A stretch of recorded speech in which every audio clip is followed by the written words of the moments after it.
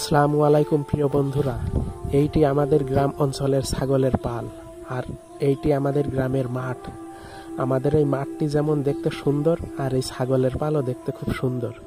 আমাদের এই মাঠে যেমন অনেক খেজুর গাছ আছে আর আছে এই মাটিতে বিছানো সবুজ শ্যামল নরম তৃণ ঘাস।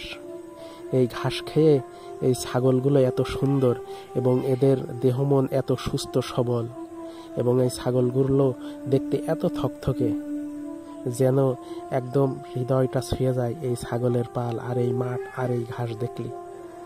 তা আসুন আমরা একটু ধৈর্য ধরে এই ভিডিওটি দেখি। এই যে বড় ছাগলটা দেখছেন, এই ছাগলটা এইবার কুরবানিতে বিক্রি হবে এবং ওই দুটো লাল ছাগল দেখা যায়, তার সামনেরটা বিক্রি করা যাবে, অর্থাৎ দাঁত হয়ে গেছে। আর ওই আপনার সবার পিছনে খেজুর গাছের গোড়ায় ওই একটা ছাগল বিক্রি করা যাবে।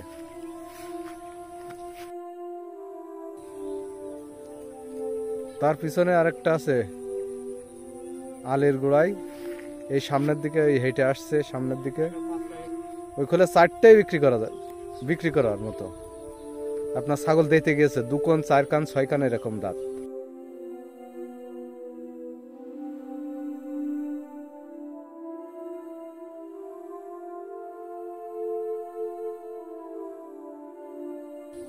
গ্রামের সবুজ ঘাস এবং কাঁঠালের পাতা, আমের পাতা,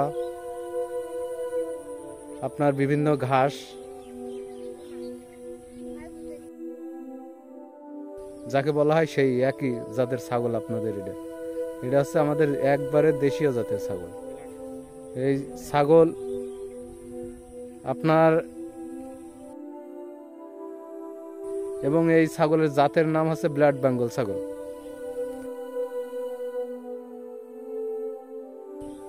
পরিচয় আমাদের দেশের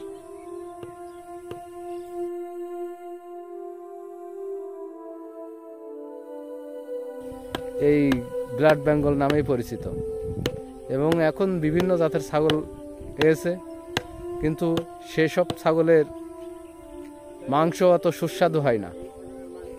এই ছাগলের মাংসের স্বাদই একটা আলাদা, যে খায়নি সে বুঝবে না, যে খেয়েছে সে কিন্তু অনেক জানে যে এই ছাগলের মাংসের স্বাদ সম্পর্কে। ওই গরুর বাছুরটা দেখে আপনার ওই ছাগলগুলো একটু লাফালে।